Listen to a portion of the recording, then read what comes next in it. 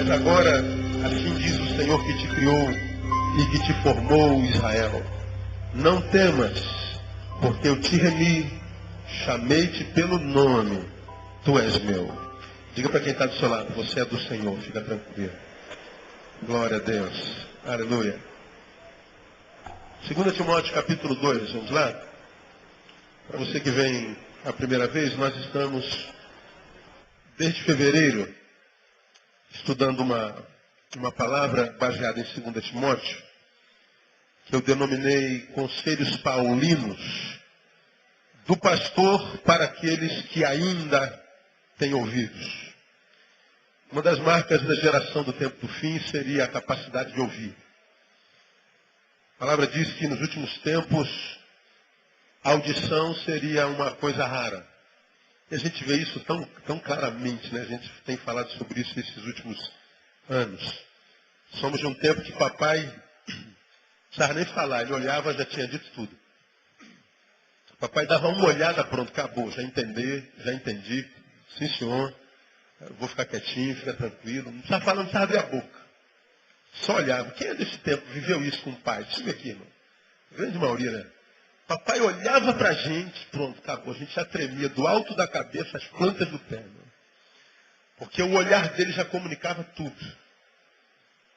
E a gente mudava a postura na hora. E não muda não para você ver uma coisa. E a gente mudava. Hoje tu olha pro teu filho, irmão. Tá passando mal, papai? Tá com a cara feia? Mamãe tá com dor de barriga? Aí tu grita, tem que dar a mesma ordem 10 vezes para fazer o que vai fazer. E só vai na 10ª vez depois que você ameaçar tirar o computador. Porque se não tiver ameaça, o miserável não obedece, não é verdade assim? Tem que falar 10 vezes. Se são 2, então, um briga com o outro. Para de brigar, menino. Quando você volta, está um no pescoço do outro, querendo matar. Se tu não ameaçar matar, ele não para. A gente tem que falar com os filhos 10 vezes. Tem que falar com o empregado 10 vezes. Tem que falar com o subordinado 10 vezes. Tem que falar com a mulher, com o marido 10 vezes. Não ouve mais e não ouve. E essa incapacidade de ouvir gera guerras. Quando a gente perde a capacidade de ouvir, o que sobra é guerra, porque a gente não consegue mais dialogar. Então nós começamos essa série e dissemos do pastor para aqueles que ainda têm ouvidos, porque nós sabemos que nos últimos tempos muitos de nós perderíamos a audição. Quem é psicólogo aqui, quem é psicanalista, quem é na área de humana, sabe que existem pessoas que têm ouvidos como é que eu diria? São pessoas que têm ouvidos terapêuticos, têm escuta terapêutica. São pessoas que, porque têm escuta terapêutica, pode vir fazer uma terapia com um psicólogo ou psicanalista e ele pode ser curado, ele tem escuta terapêutica. Há pessoas que não têm escuta terapêutica, pode fazer toda a terapia do mundo, que não tem cura, não tem jeito para ele. Não tem escuta terapêutica. Acredito que há muita gente que não tem escuta espiritual. Você pode falar, mostrar na Bíblia, você pode comprovar por A mais B, C mais D, mas não tem mais escuta. E a Bíblia diz que a fé vem pelo ouvir. Perdeu a capacidade de escuta espiritual, perdeu a fé, porque a fé entra pelo ouvido. Perdeu a fé, acabou a esperança. Somos salvos pela fé, graça por meio da fé. A vitória que vence o mundo é a fé. Nossa eleição é feita pela fé. O Espírito que nos cela o faz pela fé.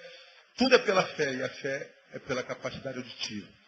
Perdeu a capacidade auditiva, não há mais esperança. É só esperar a morte chegar, a morte biológica, porque a morte espiritual já foi implementada.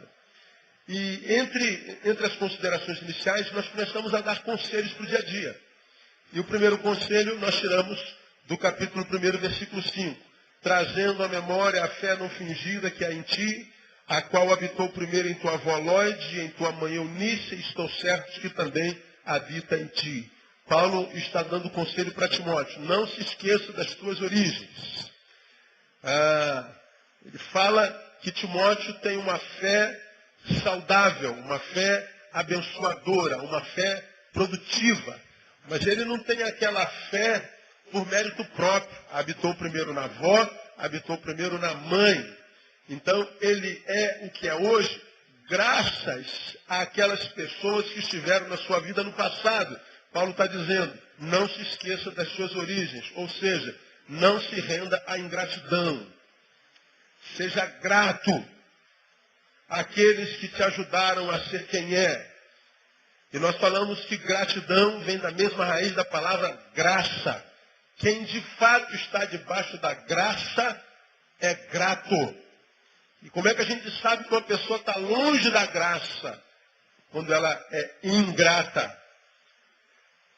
Não valoriza o passado. Gente, pessoas, coisas que o ajudaram a ser quem é. Quem esquece suas origens, renega o seu passado, dificilmente terá um futuro de bênção. Dificilmente. Porque todo futuro, daqui a algum tempo, vira passado. E se você renegou esse aqui, quem me garante que você não vai renegar quando aquele for também? Portanto, a vida não vai ser sua parceira, a vida vai ser sua inimiga. E eu poderia dar exemplo de 1 milhão de gente, irmão, que vive um presente desgraçado porque virou as costas para o passado enquanto ingratidão.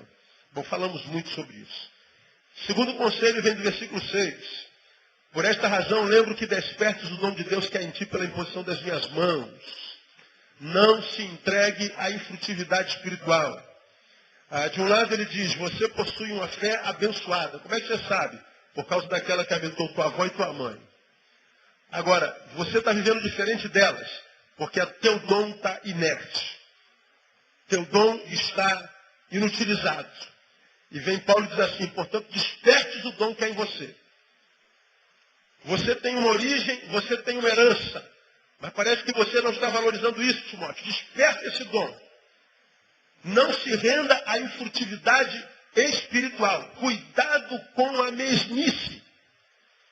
De um lado, ele lembra o passado. De outro lado, ele acusa o presente. Cuidado com a infrutividade espiritual. Falamos sobre isso muitíssimo.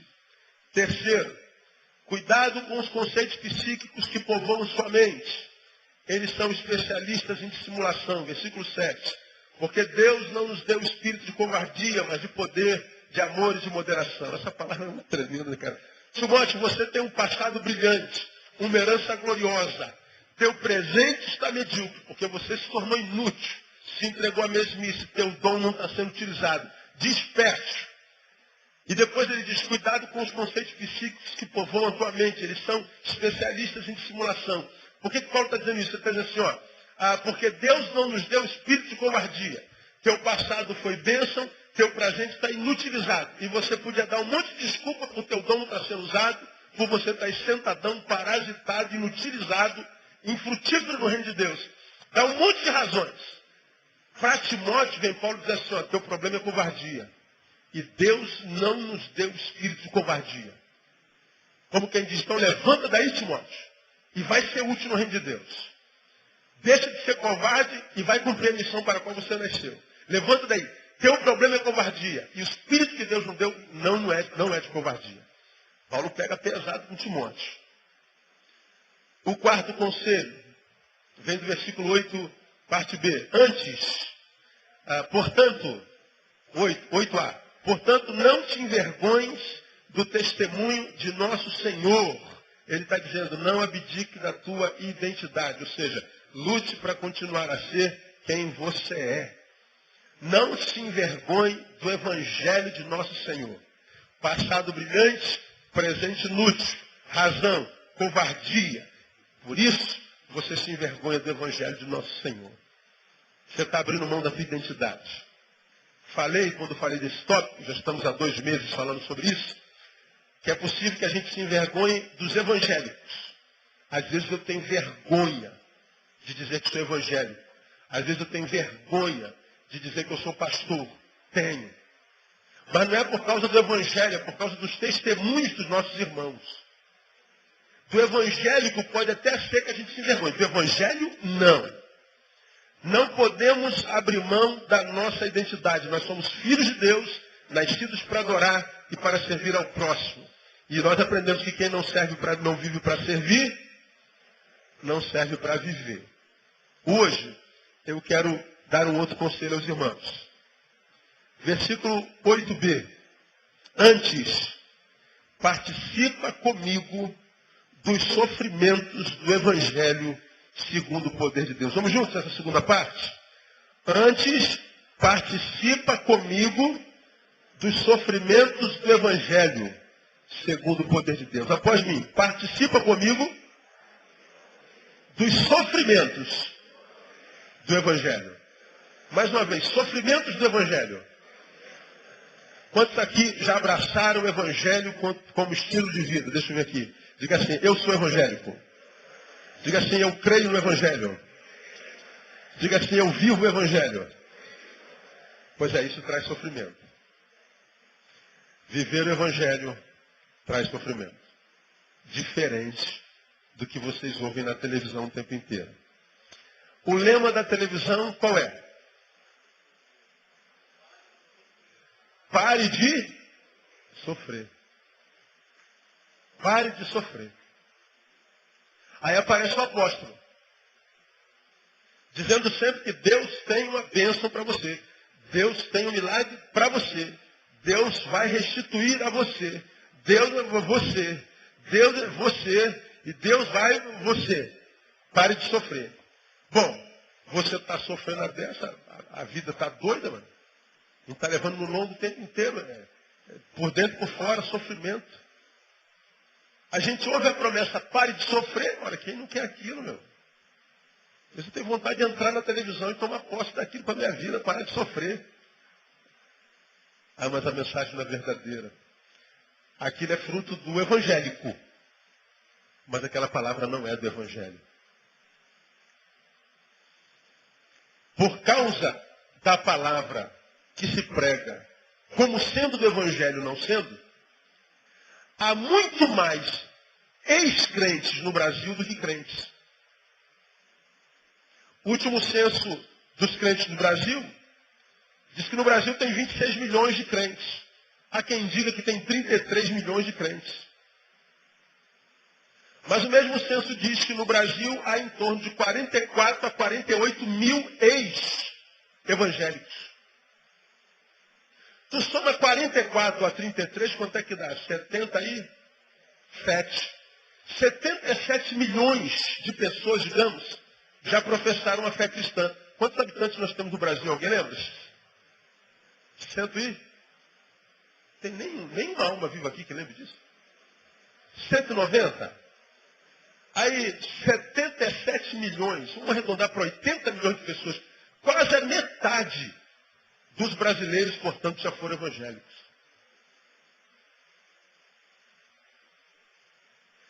E o que é evangélico à luz do Evangelho? É alguém que estava perdido nas trevas, como já citei aqui, inclusive morto nos seus delitos e pecados. Teve um encontro pela palavra que gerou fé no coração em Jesus. E nele se cumpriu a palavra que diz em Paulo. Pelo que se alguém está em Cristo, ele é o quê? Nova criatura. Na verdade, é nova criação. Ele, quando é alcançado por Jesus, ele não se transforma só numa nova criatura. Ele se transforma numa nova criação. Tudo nele é criado de novo. Portanto, não é só ele que é transformado, mas o que está ao redor dele. Ele muda enquanto criação e a relação dele com tudo é transformada. Tudo. E se a obra é de Deus, pelo Espírito, ele se transforma numa criatura melhor. E mais, você vai lá em João, lá nas epístolas, você vai ver João falando sobre essa nova criatura, dizendo o seguinte, que aquele que é nascido de Deus, conclua, o maligno não toca. Portanto, antes de Jesus, nós éramos alvos, presas fáceis do inimigo. Mas Jesus gerou em nós, pela fé e pelo Espírito, um novo ser, uma nova criação. Nós somos nascidos de Deus, nascemos de novo. Esse ser que foi gerado em nós e é novo, o maligno não toca. Portanto, nós vivemos uma vida que vive no mundo que jaz no maligno, mas a despeito de estarmos no mundo que jaz no maligno, estamos no mundo que jaz no maligno sem que ele tenha poder para tocar em nós. Posso ouvir um glória a Deus aí? Portanto, a vida na qual o inimigo não pode tocar deveria ser uma vida melhor ou uma vida pior? Muito melhor. Agora é o que a gente vê na prática? Não é. Eu vejo crentes que vivem uma vida tão miserável, gente. Tão miserável, rapaz, você devia mudar de Deus. Vai servir Maria Mulambo. De repente a vida melhora. Vai servir tranca-rua. De repente as ruas destrancam. Porque o Deus que você está servindo não está adiantando nada para você. Agora respondam vocês, o problema é Deus? Eu sou a noiva, ele é o noivo. Estamos em crise no casamento. Eu e Jesus. Jesus é o noivo. Você é a noiva. Nós somos a noiva. Então nós estamos em crise no casamento. Quem é o problemático nesse casamento? O noivo ou a noiva?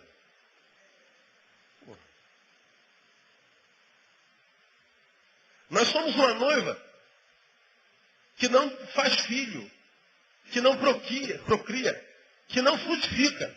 Você acha que o problema está onde? No espermatozoide do noivo? Do noivo ou no útero da noiva? Porque hoje não, já cortou tudo. Mas quando eu casei com aquela mulher, eu casei saudável, ela casou saudável. E quando ela casou, como vocês casaram, teve de tomar uma pílulazinha, não teve? E você toma a pílulazinha para quê? Diga. Para quê? Falem. Para não ter filho. Para não frutificar. Porque se não tomar pílula e for saudável, o que vai acontecer contigo? É um filho a cada 9 meses, meu. Porque a dinâmica natural de uma vida saudável é o fruto. Na vida biológica, para não frutificar, é que a gente usa subterfúgios. Vamos para a vida espiritual. Nós somos a noiva, Jesus é o noivo. Se eu sou uma noiva saudável, ele é um noivo saudável, não há dúvida, nossa relação vai bem. Se a nossa relação vai bem, eu sou uma noiva saudável, o que vai acontecer com a noiva? Vai gerar frutos, ininterruptamente. Agora, muitos de nós parecemos que estamos tomando alguns anticoncepcionais espirituais. A vida não rola, a vida não flui, a vida não se multiplica. Tal qual foi 20 anos atrás, é hoje. Aí você fala assim, meu Deus, o que está acontecendo comigo? É contigo mesmo. Se você quiser saber o que está acontecendo comigo, você já está no bom caminho. O pior é que muitos estão tão bem assim, pô, Deus esqueceu de mim. Ou seja, Deus virou retardado. Deus não cumpriu a sua promessa. Ou seja, Deus é mentiroso. Ah, o Senhor me enganou. Deus é 171. Aí você fala assim, tem sentido uma pessoa dizer isso de Deus? Não tem. Para você ver o quanto nós adoecemos na relação com Deus. Bom, como nós somos uma noiva doente, não admitimos sequer a nossa doença. Nós gostamos de ouvir e ver o que a gente vê na televisão. Nós não vivemos fé em Deus, vamos viver a fé no apóstolo ou no pastor. Ele vai subir o morro, claro que vai botar o saco nas costas, vai filmar tudinho para você ver o quanto ele está se sacrificando por você, o quanto ele está carregando a água que ele vai ungir lá em cima para você comprar o vidrinho quando chegar lá embaixo. Oh, como o meu pastor se sacrifica. O bom pastor dá a vida pelas suas ovelhas. Ainda usa esse texto como pretexto. Quando você não conhece a Bíblia, tu acredita que se aplica a isso. E não sabe nem de que bom pastor a Bíblia está falando. E ele está subindo o morro, tudo filmado. Aí dá uma escorregadinha, cai. Mas não larga o garrafão d'água por amor a você. Como você não vive vida em Deus, como você não conhece a palavra, como você está infeliz, você tenta se realizar naquilo, na fé de terceiros. Ouve a mensagem que gosta de ouvir.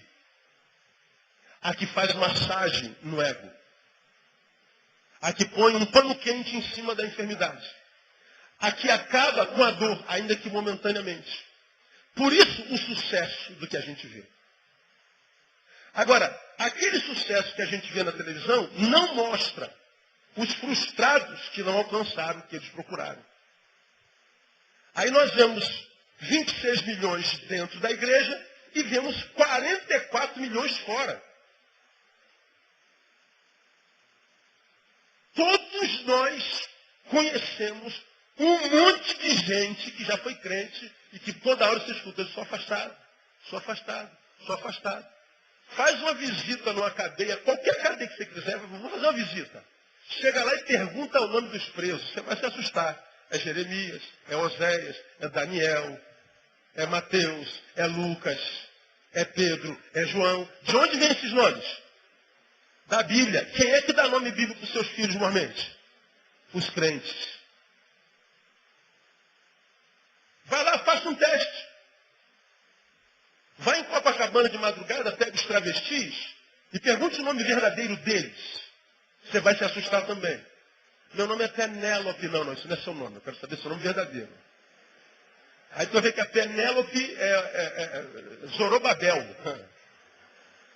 Quem dá o nome desse pro filho? Só o maluco do crente. E dá. A gente finge que não vê. A gente finge que não sabe. O evangelho de pare de sofrer. O evangelho, Deus vai mudar a tua história. Deus está mudando a tua história todo dia.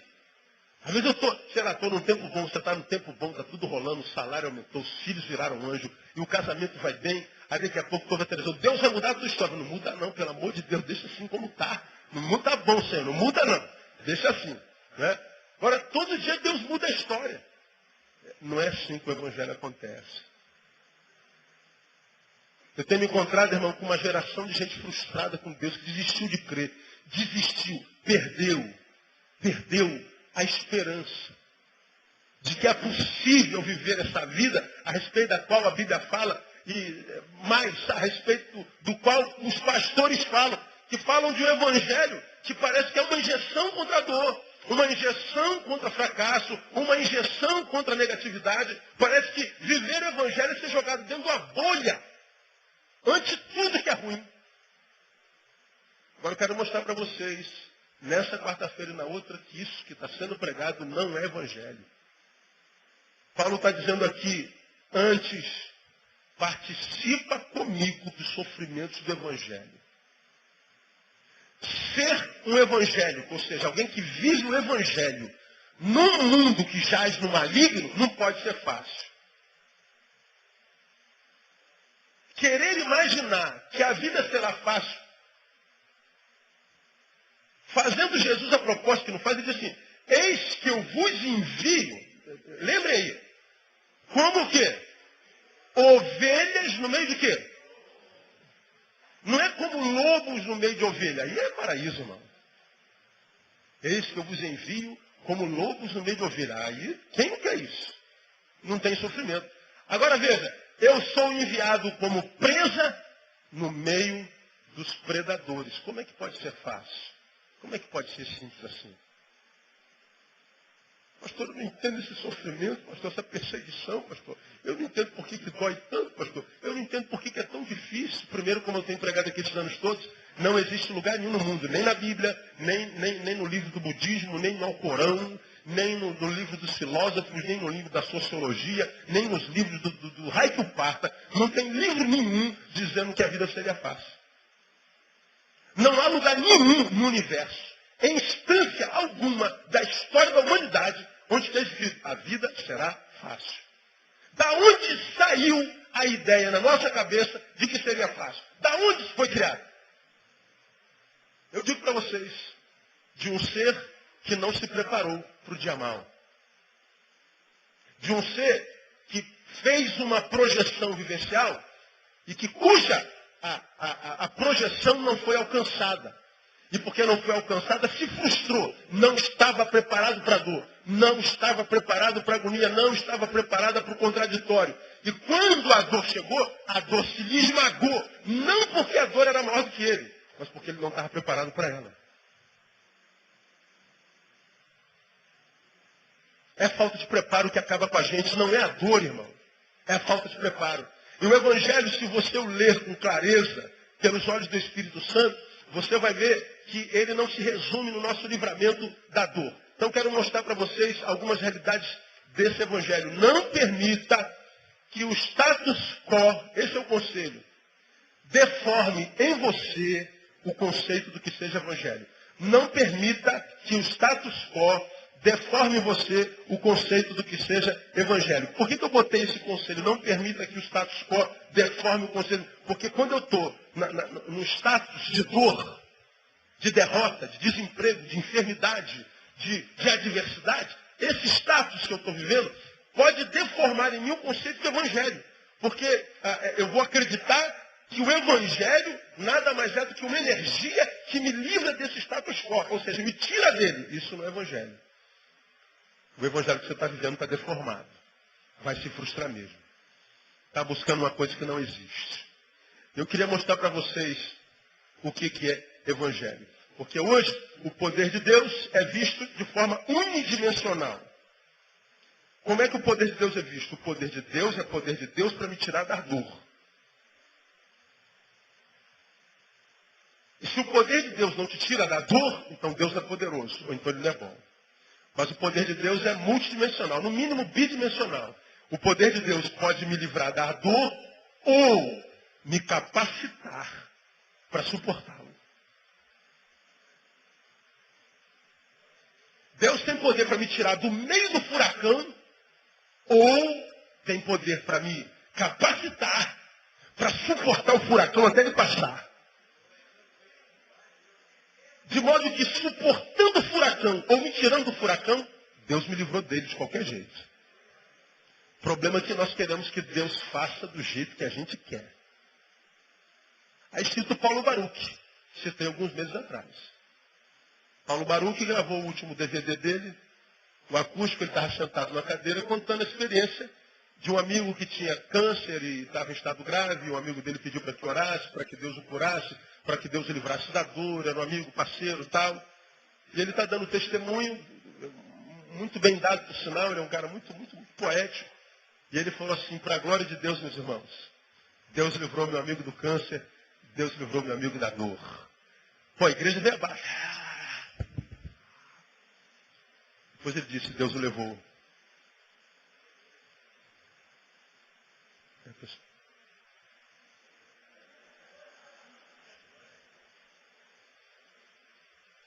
Levando, ele continua com câncer? Sente dor? A oração dele foi ouvida ou não? Foi. Mas qualquer um, não, mas assim eu não quero não, senhor. Não, assim não. Não foi assim que eu quis dizer, não foi bem que eu quis dizer. Não é essa metodologia que estava em mente. Agora, o que você tem a ver com a metodologia de Deus? Você não tem nada a ver com isso. Nós somos filhos e discípulos se submetem à vontade de Deus. Pai, se for possível, afasta de mim esse cálice. Mas, todavia, seja feito a tua vontade. Ou seja, não como eu quero, mas como tu quiseres. Deus se livrou daquele cálice? De certa forma, sim. O livrou da morte. Jesus não está vivo até hoje? Agora, no evangelho contemporâneo, nós pedimos a Deus uma coisa e lhe damos o mapa. É por aqui que o senhor tem que vir. Deus só vai chegar lá na igreja, tem 2 corredores. O senhor vai vir do meu lado esquerdo, do meu lado esquerdo. Aí tu fica aqui esperando Deus. Ele vai vir, eu tenho fé, em nome de Jesus, ele vem, eu creio, já recebi minha promessa, ele vem. Mas Deus vem por lá, passa do teu lado, em cima de você, passa embaixo da tua perna, dá um peteleco na tua orelha. Não incomoda não, estou esperando o Senhor. Isso é o condicionamento da ação de Deus. Isso é a redução do tamanho do teu Deus. Você está chamando o teu Deus de idiota. Conscientemente? Não. Olha, sigam em paz, atravessem o mar, que daqui a pouco eu me encontro com você. Os discípulos entraram e começaram a remar. Eles já estavam no meio do caminho, dentro do mar. Jesus disse que está com eles já já. Só que eles não perceberam que não ficou nenhum barco na orla. Como é que Jesus foi ter com eles? Andando sobre as águas. Aí vem Jesus andando sobre as águas, na maior onda.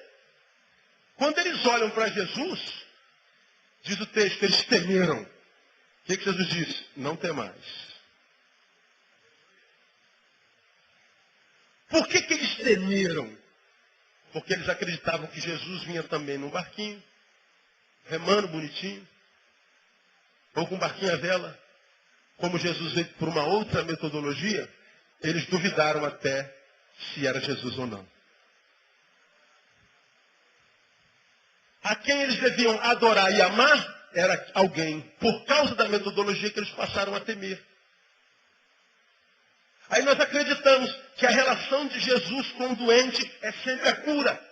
A relação de Jesus com o desempregado é sempre o emprego. A gente acredita que a solução para o desempregado é sempre o emprego. Agora, a gente nem sempre amplia o leque da visão e da exegese para perceber que o problema do empregado talvez possa vir se tornar a falta do pão. Bom, o pão vai chegar na mesa dos empregados de qualquer jeito, mas você não vai agradecer pelo pão, porque você acha que tem que ter um emprego. E o emprego vai chegar, mas no tempo de Deus. Mas enquanto não chega, agradece pelo pão que não faltou, a despeito do teu emprego. Você já passou por isso, já ou não? Já. Nós condicionamos a ação de Deus, minimizamos o seu poder e a sua forma de agir. Nós não temos visão espiritual. Então, nós achamos que o poder de Deus só é poder para me livrar da dor. Mas não é poder só para me capacitar. Bom, como nós acabamos... Ou então não. Vamos imaginar uma coisa. Me permitam ler para vocês alguns... Vamos ler a Bíblia aqui bem rapidinho. Vamos lá. 2 Coríntios, capítulo 1. Volta um pouquinho. Eu vou abrir e vou ler. 2 Coríntios, capítulo 1, versículo 5. Porque, como as aflições de Cristo transbordam para conosco, assim também por meio de Cristo transborda a nossa consolação. Como as aflições de Cristo transbordam para conosco. Ou seja, mas se somos atribulados, é para a vossa consolação e salvação. Se somos consolados, para a vossa consolação é a qual se opera suportando com paciência as mesmas o quê? Aflições que nós também padecemos. E a nossa esperança acerca de vós é firme, sabendo que como sois participantes das aflições, assim o sereis também na consolação. Porque não queremos, irmãos, que ignoreis a tribulação que nos sobreveio na Ásia, pois que fomos sobremaneira oprimidos, acima de nossas forças, de modo tal que até da vida desesperamos, porquanto já em nós mesmos tínhamos a sentença de morte, para que não confiássemos em nós, mas em Deus que ressuscita os mortos. Olha Paulo falando das agonias que foram tão grandes que ele chegou a desistir da vida. Capítulo 2, versículo 4, mesmo livro.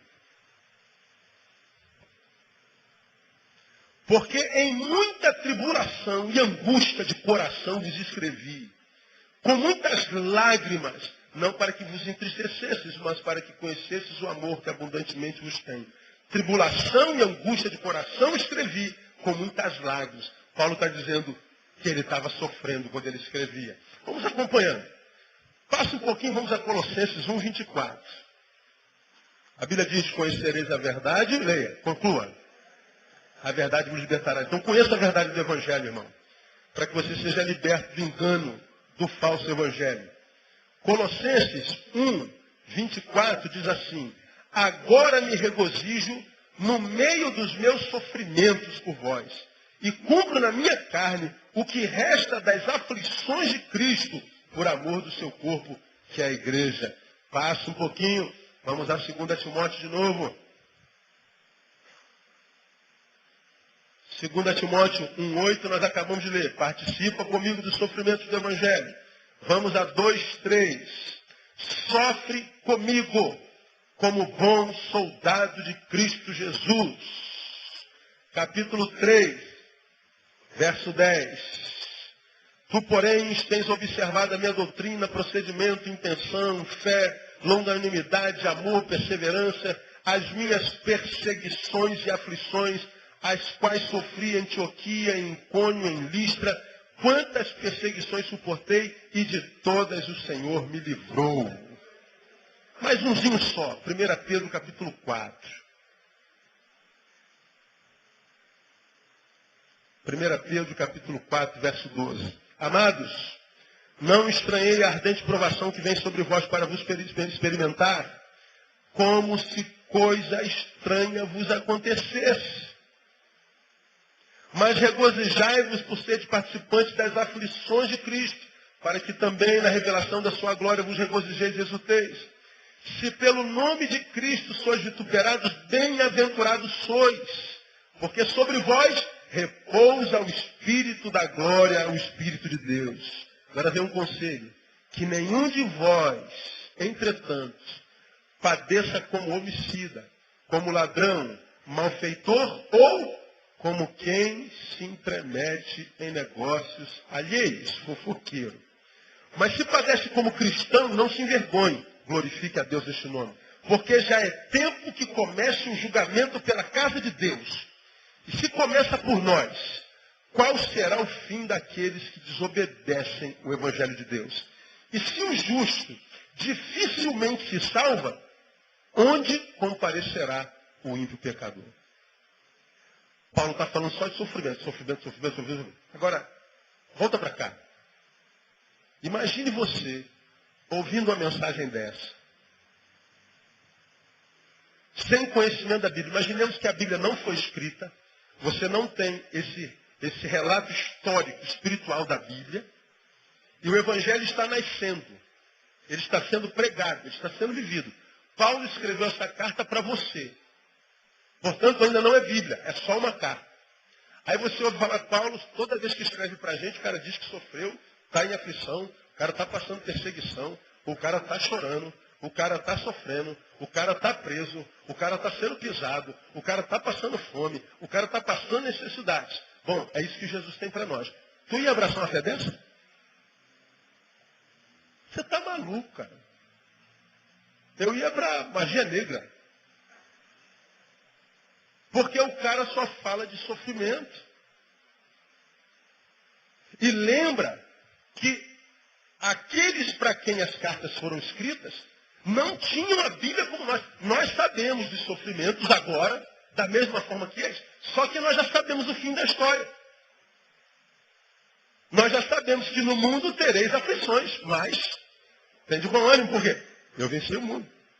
Eu já sei que 1000 cairão ao meu lado, 10.000 ao meu lado. É uma luta sangrenta, 11.000 caídos, mas eu sei que eu não serei atingido. As promessas estão aí. Como é que você sabe disso? Já está escrito, está relatado. Eu sei que o choro pode durar uma noite, portanto eu estou chorando essa noite, mas tomado pela certeza de que amanhã de manhã acaba. E eles sabiam disso? Não. Mas abraçavam a fé da mesma forma. Viveram uma vida tão íntegra, tão digna, que eles foram relatados na Bíblia Sagrada.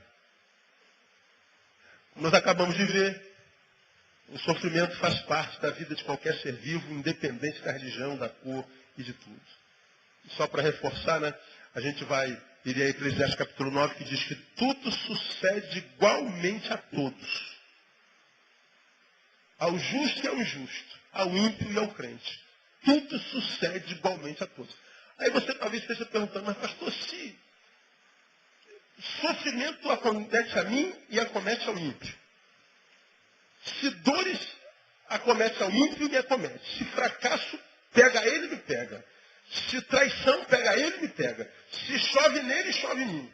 Se o sol está quente nele, se tudo igualzinho, que vantagem tem servir ao Senhor? Qual é a diferença entre o crente e o não crente? Fazer o que aqui no povo da fé? Pois é, irmão, essa resposta é que ninguém dá na televisão, porque isso não dá ibope. Ninguém vai para a igreja se não falar, teu sofrimento vai acabar. Quais são as bênçãos do Evangelho de Jesus? que Paulo estava querendo dizer? Sofre comigo as aflições do Evangelho no poder de Deus. Que vantagem é essa? Qual é a diferença? A diferença, meu irmão, está na postura ante o sofrimento. A bênção de Deus não está no sofrimento ou na ausência dele, mas na capacitação que o Espírito Santo de Deus gera em mim para lidar com o sofrimento. Porque o mesmo sol que brilha no céu vai queimar a cabeça de ímpio e de justo, de bandido e de anjo, de branco e de negro. Vivemos no mesmo planeta. Se o tsunami passa, vai derrubar a casa de todo mundo. Então onde é que está a diferença? Na forma como nós vamos lidar com o tsunami. O que o tsunami provocou em todo mundo? Derrubou a casa de todo mundo, inundou a casa de todo mundo, matou gente na família de todo mundo. E aí, pastor? Agora nós vamos ver a reação de quem ficou. Nós vamos ver a diferença na sobrevivência, na resistibilidade, na capacidade de permanecer. Vamos ver como é que um homem de Deus se prostra, se postura e como um homem que não conhece a Deus se postura. Vamos ver a diferença de um para o outro. Porque o Evangelho nos abençoa na postura. Eu quero mostrar para vocês hoje, nesses 15 minutos, em duas posturas. Uma postura na subjetiva, o que ele gera dentro, em duas perspectivas. Na postura subjetiva, o que o Evangelho gera na nossa subjetividade. Aprenda isso. Ele gera duas coisas. A primeira é fé. A segunda, esperança. Fé, eu vou exemplificar na palavra para você. Quero mostrar para vocês alguns exemplos de fé. Salmo 23:1. O que está escrito no Salmo 23:1? Preguei sobre isso outro dia. Vamos lá? O Senhor... Não ouvi, de novo. O Senhor...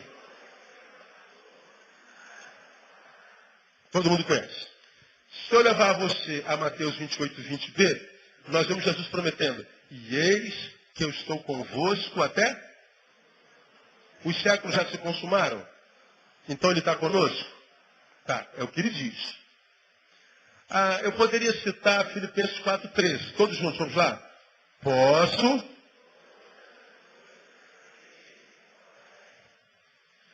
Amém. O Senhor é meu pastor e nada me faltará. Você acredita nisso? Baseado no quê? Por que tu acredita nisso? Quem te garante que não vai te faltar nada? Quem te garante que ele é teu pastor? Você acabou de dizer, posso todas as coisas daquele que me fortalece. Pode mesmo? Você acha que pode? Tem certeza disso? Ele disse, eis que estou convosco todos os dias até a consumação dos séculos. Você acredita nisso? Você tem certeza disso? Você tem como provar isso? Não.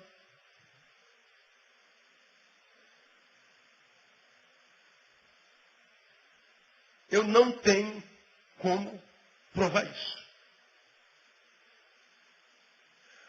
Mas eu sei que porque ele é meu pastor, nada vai me faltar. Como é que o senhor sabe? Não sei. A não ser quando eu pego a minha história. Já passei por vales de sombra da morte, você também, sim ou não? Já passou por momentos que você achou eram insuportáveis, não ia suportar, mas chegou até hoje, não chegou? Então você sabe que porque ele é teu pastor, nada faltou do que você precisava ter naquela época. Tanto é que você chegou aqui. Posso todas as coisas. Como é que você sabe? Eu não sei, eu sei. Eu sei que se chegar até mim, meu irmão, Deus permitiu, então eu posso. Mas como é que você sabe disso? Eu não sei, eu só sei que eu posso. Eu não sei, não tem como explicar isso. De onde vem essa certeza? Eu não sei, mas eu a tenho. Isso se chama fé. O que é a fé, irmão? Fé, eu defini como sendo uma disposição interna. Disposição interna. Gerada pelas promessas. Promessas que são avalizadas e abalizadas pela história. Deus nos faz promessas. E eu creio nelas. E essa fé nas promessas gera uma disposição em nós que produz uma postura em nós que nos impede de encurvarmos-nos antes do fim. Ele disse que está comigo. Como você sabe, Neil? Eu não sei como é que eu sei, mas eu sei que ele vai estar comigo. Como é que você sabe? Da onde vem a certeza, cara? Para você acreditar que na hora oportuna ele vai aparecer, ele vai renovar. Como é que você pode acreditar nisso? Eu não sei, mas eu acredito. Ele disse que adestra minhas mãos para a peleja e os meus dedos para a guerra. Como é que você sabe que quando o Golias da tua vida aparecer, tua mão vai estar adestrada, você vai estar um guerreiro, um lutador de MMA profissional? Como é que você sabe? Eu não sei. Eu só sei que se o Golias aparecer, Deus disse, ele vai me preparar para a guerra. Então eu não vou ter medo do Golias. Mas da onde vem essa força? Fé. A fé gera essa disposição. É uma disposição de espírito. Uma disposição interna que é firmada só nas promessas. Portanto, ela não tem lógica nenhuma. Você vai lá visitar a tua vizinha, a tua mãe, a tua avó, que está com câncer, e o médico disse assim, ó, não tem mais jeito não, já tomou tudo. Aí você descobre, aí vai todo crente, todo santo, vou fazer uma visita para dona Juquinha, minha vizinha que está com câncer. Aí tu chega lá para dar uma força a dona Juquinha, que ouviu do médico que tem 3 meses de vida. Aí tu chega lá e encontra a dona Juquinha cantando uma música. Essa alegria não vai mais sair. E ela está fazendo ponto de cruz. Essa alegria não vai mais sair. Aí tu entra na enfermaria e fala assim, pô, essa mulher está com câncer? Tá. A senhora está sabendo que vai morrer em 3 meses? Sei. E como é que a senhora está alegre? Eu ainda tenho 3 meses de vida. Essa alegria não vai mais. Eu não vou morrer antes da morte chegar. Essa alegria não. Aí tu chora de pena dela, te bota no colo. Chora não, minha filha. Jesus está comigo. Ele me visita todo dia, ele está aqui, eu estou bem. Fique tranquila. Não estou amargurada não. Aí você vai para consolar o enfermo. O que acontece? Você é consolado. Quando você viveu isso aqui? Como é que você explica um negócio desse? Da onde vem a força desse doente? Ô dona, a senhora vai morrer. Mas a Bíblia diz que ele está comigo todos os dias. Ele disse que chegou até mim porque eu posso. Então, como ele me fortalece, eu posso suportar essa enfermidade. E mais para mim, o morrer é Cristo, viver é ganho. Viver é ganho, morrer é Cristo. Eu não tenho medo da morte não, doutor. Eu estou bem. Agora, alguns de nós descobrem que a unha encravou. Aí você fala, meu Deus, vai dar gangrena. Vou perder meu dedo. Ah, Jesus, se eu perder meu dedo, pode dar uma doença maior. Aí pode infeccionar. Eu vou morrer. O cara está com gripe, imagina tuberculose. Está com tuberculose, já imagina pulmão com câncer. A gente amplifica tudo. Desesperado. Diferente de quem tem fé. E a ciência já se rendeu à fé, dizendo que quase 66% dos que têm fé são curados muito mais rápido que aqueles que não têm fé. Isso é científico. O que é fé? Essa disposição de espírito que me capacita e que me impede de morrer antes da morte chegar, de me encurvar antes de chegar ao fim. Nós nos tornamos mal morredores. Isso é gerado pelo Evangelho. Nunca um incrédulo viverá essa força. Isso é um privilégio dos crentes. É um privilégio de quem tem fé. Por que alguns que dizem ter fé, quando sofrem a dor, o contraditório, perdem logo a fé? Porque junto com a dor vem uma ação demoníaca para tirar de você exatamente o que o Evangelho gerou em você e que te capacita para suportar a dor. Aí alguns olham para a dor e abrem mão da fé. Aí a dor esmaga. A fé é essa disposição, essa coisa gerada em mim que me dá certeza de que eu posso. Mas de onde vem? Não vem de lugar, eu não sei que certeza é essa, irmão. Eu não consigo explicar. Eu só sei que ela está aqui e ela é inabalável. Tenta explicar isso para um filósofo. Tenta explicar isso para um ateu. Tenta explicar isso para um incrédulo. Ele não tem como entender esse negócio, porque nem a gente entende. Aí vem aquela oração, graças te dou, ó Pai, porque tu ocultaste estas coisas aos sábios e entendidos e as revelaste aos pequeninos. O sábio quer entender de onde vem essa força. Qual é a base para você crer que você vai ser curado? Qual é a base para você cantar nesse momento? Qual é a base que você tem? Me dá uma justificativa filosófica, porque logicamente não tem cabimento. Ah, mas a ciência diz... Manda a ciência se catar, meu irmão, isso não tem como entender não. Ou é revelação de Deus, ou é graça do Evangelho na vida, ou não tem graça. É assim. Primeira bondade do Evangelho na nossa vida, a fé. O segundo é a esperança, que parece a mesma coisa, mas não é. A fé é essa disposição, firmada nas promessas, só isso. Por que eu creio nas promessas? Porque vieram da boca de Deus. Não tem explicação. Segundo, porque o histórico dela na nossa vida, na vida dos nossos, já se concretizaram. Então, gerou essa disposição. Agora, basta ter disposição? Não. Como eu já preguei aqui, meu problema é a sede. Estou morrendo de sede. Então, eu creio pela fé que ele vai descedentar a minha sede. Quando? Não sei, mas ele vai. Aí aparece a água lá. Ó. Bom, está aqui um sedento e lá está a água. Já resolvi meu problema? Não. O que eu tenho que fazer? Eu tenho que ir lá. Pego a água. Agora eu resolvi meu problema. Resolvi? Muito bem. Agora o que é mais difícil na vida? Eu estou aqui com sede. E eu sei que a solução para a sede é água. O que falta em muitos de nós não é o cunho da fé. Eu creio que essa água vai aparecer e a água aparece.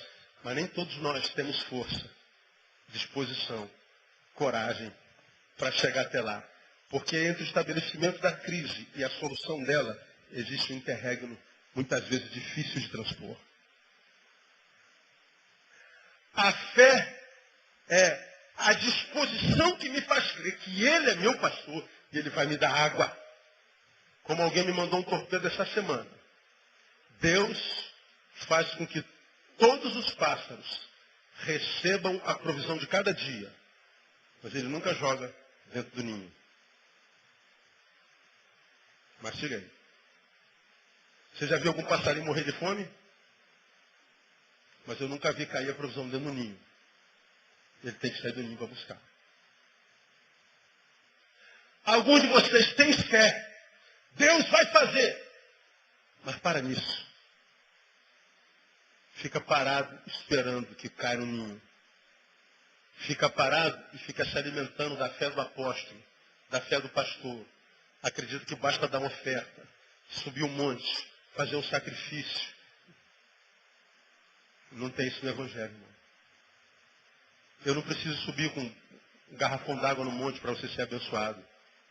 Eu não preciso botar a televisão na minha cara e eu escorregando, caindo na lama para dizer que eu estou me sacrificando por você. Jesus já fez isso. O sacrifício já foi feito. O preço já foi pago. O que vai chegar à tua mão vai chegar de graça no nome de Jesus. Achar que o sofrimento do apóstolo, que o sofrimento do pastor Neil é o que te abençoa, é anular o sacrifício de Jesus, é dizer que o sacrifício de Jesus não foi suficiente. Aquilo é o anti-evangelho.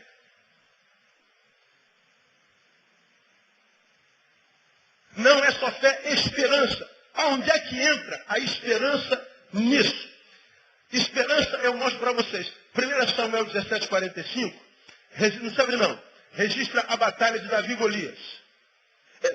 Esse moleque, esta porcaria que vocês mandam para lutar contra mim, ô moleque, eu vou arrancar tuas entranhas, vou jogar com os urubus. Eu vou esmagar tua cabeça. Golias desse tamanho e Davi desse tamanho. Ele primeiro vai com um terror psicológico. E Davi fica quietinho. Vou te esmagar. Vou jogar tuas tripas para os abutres. Davi está só ouvindo. Quando ele abre a boca, ele fala assim, ó. Tu vens contra mim com espadas e lanças. Mas eu subo contra ti. Em nome do Senhor dos Exércitos. Isso é fé. Mas depois que ele mostrou sua fé, o que ele fez? Ele botou a pedra na funda. E entre ele e o inimigo tinha que ser quebrada essa ponte. Ele não só creu, mas ele agiu. Eu subo contra ti. Baseado no quê? Que ele subiu contra o gigante. Na esperança de que ele poderia vencê-lo. E a esperança estava baseada no quê? Na fé. O Senhor dos Exércitos disse que estaria comigo. E eu tenho fé nisso. Tem fé? Tenho. Então haja. E ele agiu. Outro exemplozinho. Deixa eu ver o texto que eu botei aqui. Daniel capítulo 3, 17, 18. Quem adorar outro Deus que não, vai para a fornalha. E vai Daniel para a janela orar de novo. Foi preso. Então tu vai para a fornalha. Aí ele abre a boca e fala assim com o rei. Olha, meu rei. Eu sei que meu Deus é poderoso para me livrar da fornalha. Mas se ele não livrar, eu quero que o senhor saiba que ainda assim eu não vou me prostrar diante do seu Deus. O meu Deus é poderoso para livrar, mas é livre para não livrar. Ele é Deus. E se ele não livrar, eu continuo fiel a ele. Então, vamos para a fornalha. E ele foi para a fornalha. Distante da fornalha, o guarda morre tostado. Detalhe, ele não voltou. Ele continuou indo para a fornalha. Quando ele entra na fornalha, entram 3 e está todo mundo lá de fora olhando. Ué, isso. Quantos entraram ali? Foram 3. Quanto é que você está contando lá? Tinha quantos? 4. Era o anjo da fornalha. Eles saíram de lá. Nem cheiro de fumaça tinha na roupa deles. E o reino se prostrou diante do Deus de Daniel. Porque ele não se furtou de entrar na fornalha. Por que ele não se furtou? Porque ele tinha esperança que o mesmo Deus que calou a boca do leão, o mesmo Deus que fez chover e parar de chover, o mesmo Deus que parou a terra, o mesmo Deus, é o mesmo Deus que vai agir comigo. Ele agiu. Muitos de nós estamos prostrados, com fé, porque a gente não age. A gente chora, a gente murmura, a gente reclama. Postura errada diante do sofrimento, que o sofrimento nos maga. Eu poderia dar um monte de exemplo. Rapaziada, o que os homens estão falando a meu respeito aí na rua? Vocês estão aí no meio da população, o que estão falando? E uns estão dizendo que tu és Elias, outros Jeremias, outros, sei lá, alguns profetas. Aí Jesus, meu Deus, não entenderam nada. Fiz tantos milagres, sinais e prodígios, e mesmo os sinais, milagres e prodígios não conseguiu provar para eles quem eu sou. Milagres, sinais e prodígios não revela quem Deus é. Aí Deus, em Jesus, particulariza a pergunta: e vocês que estão comigo todo dia? O que vocês acham a meu respeito? Aí vem o Pedrão e diz: eu sei, tio, fala aí. Tu és o Cristo, o Filho do Deus vivo. Aí Jesus fala assim: muito bem, Pedro. Sabe por que você sabe disso? Não. Porque foi o próprio Deus que revelou para você.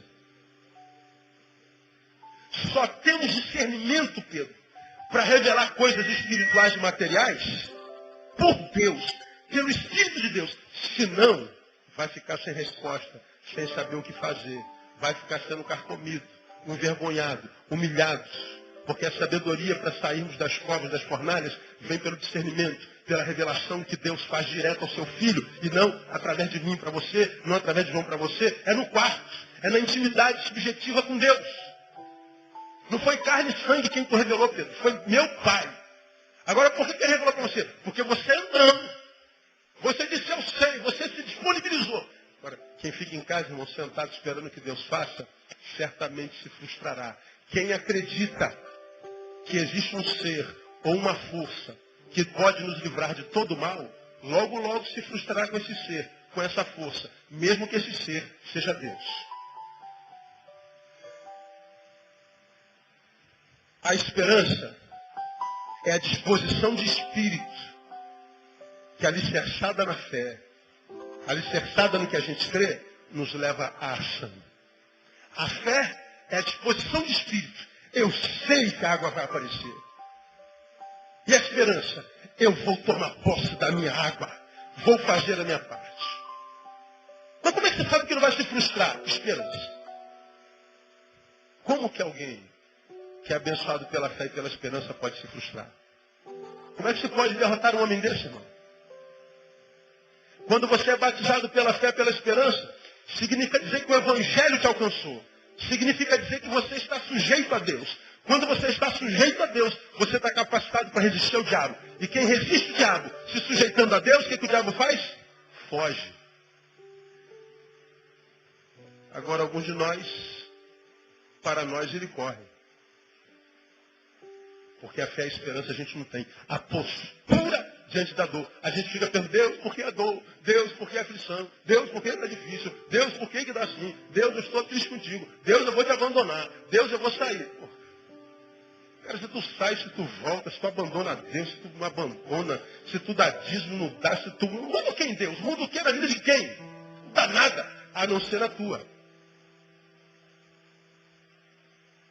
O Evangelho não é uma folha dentro da qual nós estamos livres da dor. Pelo contrário, é a força de Deus, é o poder de Deus que me capacita, me abençoa a priori, sobretudo com fé e esperança. Portanto, com disposição para acreditar de que vai acontecer e quando acontecer, me capacita para ir lá tomar posse no nome de Jesus. Quando isso é vivenciado, se cumpre o que está escrito em Malaquias, capítulo 3, 18. Não sei não, eu leio e acabo. Então vereis outra vez a diferença entre o justo e o ímpio, entre o que serve a Deus e o que não serve. E a diferença está onde? No sofrimento que alcança um e o outro não? Não, mas na forma como lida com o sofrimento. Estávamos há bem pouco tempo atrás, de novo, num velório, nós estávamos cantando um hino. A pessoa da capela ao lado veio indignado, querendo que a gente parasse de cantar o hino, porque não tem cabimento. Vocês não amam essa pessoa? Vocês não têm consideração para essa pessoa? Vocês estão cantando? Isso é época de chorar. Como é que vocês podem cantar no velório? Eu falei, pô, filho, você não tem como entender isso. Nós estamos muito tristes. Mas a nossa tristeza não exerce poder total, porque nós sabemos para onde ele foi. Então nós estamos tristes e alegres. Tristes, pedimos ao Senhor que nos console. Alegres, nós adoramos ao Senhor porque sabemos para onde ele foi. Eles não têm como entender isso, irmão. Porque eles não têm como entender, diz, o que você está sentindo é loucura. Isso não existe. Isso é lavagem cerebral. Esse Deus não existe. Esse negócio não existe. Claro, mas não existe mesmo. Mas em qual mundo? No dele. Aí tu briga com ele, tu briga com o ateu, tu xinga o ateu, manda ele para o inferno. Não tem como ele entender. A não ser que esse evangelho o alcance também. Agora, irmão, se você já foi alcançado por esse evangelho, acredite. Independente da dor que te acometa, você está capacitado para ela no nome de Jesus. Você pode. Como eu tenho empregado aqui, se fosse maior do que você, eu não chegaria até você. Ele disse lá que não vem provação maior do que aquela que a gente pode suportar. Então pode ter chegado uma dor assim incomensurável. Ah, Deus, eu não vou aguentar. Não, filho, você só pensa que não vai aguentar. Sozinho ela te esmaga. Mas lembra, eu estou contigo. Eu sou o teu pastor e nada te faltará. Eu estou contigo até a consumação dos séculos. Você pode todas as coisas, porque eu te fortaleço. Eu adestro as tuas mãos e os teus dedos para a guerra. Então, encara o Golias, porque o Golias vai cair diante de você no nome de Jesus. Você simplesmente pode. Não precisa acreditar nisso. Isso é evangelho. Não é ser poupado da dor, é ser capacitado para ela. E a gente relembra, porque a gente não vai falar mais nisso na outra quarta-feira, vamos falar de uma outra bênção do evangelho, a gente relembra a armadura da fé. Tomai, pois, toda a armadura de Deus, para que possais resistir no dia mau. Como eu preguei nesse texto, dia mau tem no calendário de qualquer ser humano.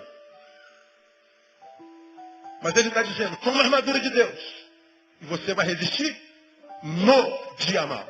Você não vai ser liberto do dia mau. Mas quando o dia mau chegar, inevitável, qual o problema?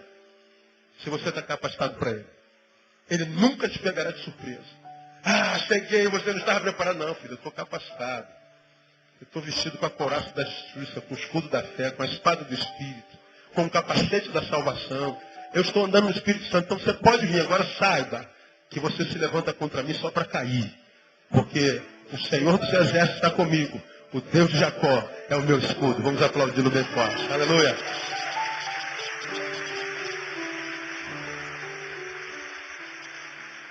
Yeah, Deus é bom.